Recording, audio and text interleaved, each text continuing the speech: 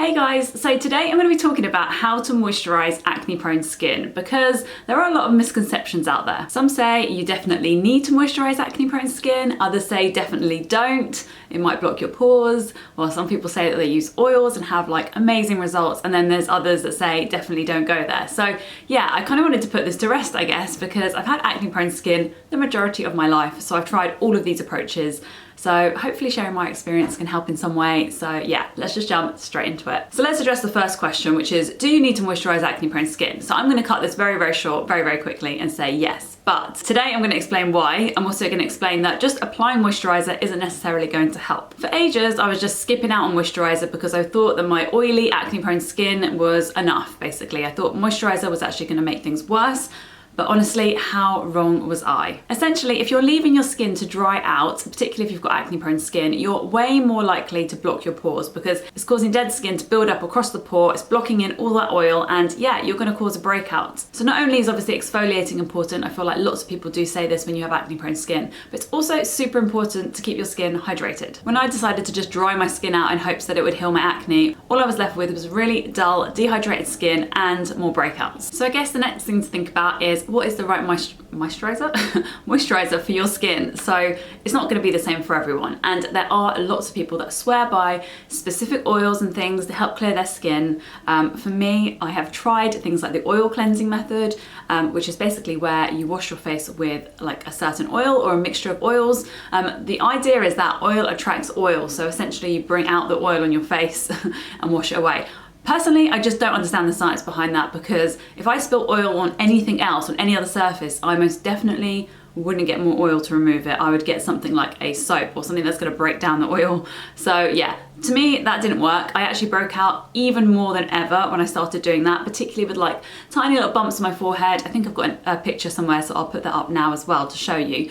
Yeah, didn't work for me. I also then have tried using oils and moisturizers and things. That has also caused me to break out. Not if they're quite low down on the list of ingredients, but definitely if they're like the second or third ingredient and like the moisturizer's mainly made up of that oil. Yeah, it's just a no-go for me. It really does clog my pores. So in all honesty, I would really recommend not starting there with oils. Perhaps if they really do benefit your skin, you can reintroduce them at some point, but I would start with a moisturizer that is oil-free. In all honesty, I'm not even too sure why you would then incorporate oils into your skincare routine. If you're finding hydration from your moisturizer, you can get everything from a moisturizer, like glowy skin, hydrated skin, clear skin, like this can all come from not using oils. So yeah, I personally wouldn't add them in unless there's a specific oil, maybe like rosehip oil, which can help lighten like scarring. But again, I do believe that you can find that in other products, which is less likely to clog your pores. So when choosing your moisturizer, you're going to need to check the ingredients list on the back. And I'm not going to lie, I'm no pharmaceutical genius, but there are some things that I do look out for when I'm purchasing a moisturizer, things that are really going to help hydrate your skin and keep your skin clear.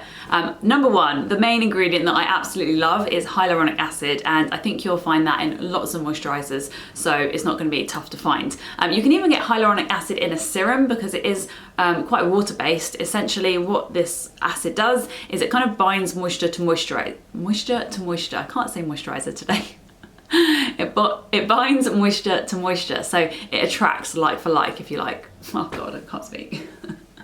So essentially hyaluronic acid attracts moisture, so it attracts water to water, and basically if your skin is feeling dehydrated, adding this on, particularly if your skin has already got water on it, it will kind of lock it in, draw all the moisture to it. So it's a really powerful ingredient, like I said, super, super handy if you are acne prone and you have dehydrated skin. Would really recommend trying this out firstly. So another ingredient that I always look out for is glycerin. Essentially it's a humectant, which basically just means it can attract water to itself. I also look for ceramides because these are really, really helpful if you have acne prone, dehydrated, dry skin, or even if you don't. If you just have oily skin, ceramides can do really, really wonderful things to the barrier of your skin, particularly if you've overused acids in the past, like salicylic acid, not hyaluronic acid, but like lactic acid, glycolic acid, those things that can over time really break down the barrier, the acid mantle of your skin. One of my favorite ceramides is niacinamide. I've also got a serum that includes that I love. Niacinamide is actually a vitamin B3, and essentially it just helps your skin to naturally do what it's supposed to kind of prevent dehydrated dry skin. It really kind of acts as like a boost for what your skin naturally would be doing. So then you need some sort of emollient to kind of seal it all in. So once you've attracted all the water and the moisture to your face, you want to kind of seal it in on top of it. And essentially to do that, you need some sort of emollient. I personally, as I've just explained, don't particularly like oils. What I prefer to use is something like dimethicone, which I know can kind of get a bit of a bad rep sometimes. For me, I don't find that just natural skincare particularly helps my skin. I have tried that a lot in the past, but something like dimethicone is a lot lighter than, say, like a heavy based oil or like a butter or anything like that. So this just responds better for my skin because I'm very acne prone. Dimethicone kind of just acts as a barrier, so it kind of prevents any water loss. Essentially, instead of attracting water to it, it just sort of seals everything in and stops it from kind of evaporating and leaving your skin. So my favorite moisturizer that incorporates all of those ingredients that I absolutely love is this. It is the CeraVe Moisturizing Cream. I've been using this for ages now, probably up to about, I want to say like 4, maybe even longer actually. It could be nearly 6 months.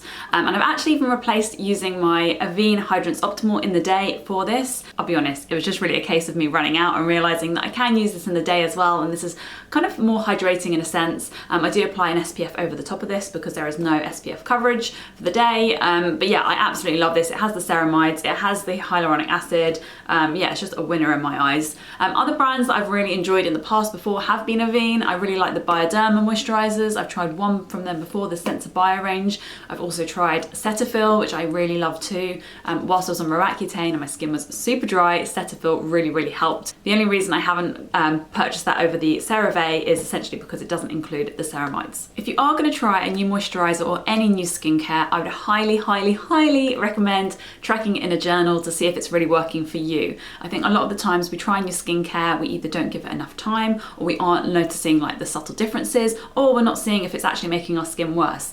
So yeah, if I start a new product, I always track it in my journal, always track it against how much I'm breaking out, how much my skin is improving. And yeah, so you can really see if it's worth the money or it's worth your time and investment. So yeah, I would really recommend that. If you want to see what my full skincare routine is looking like at the moment, then I will put that up on screen now, click the box, and I will see you over there. Thanks guys, really well. Especially as I said, I've actually been using this in the morning and the evening. So yeah, it's lasted well.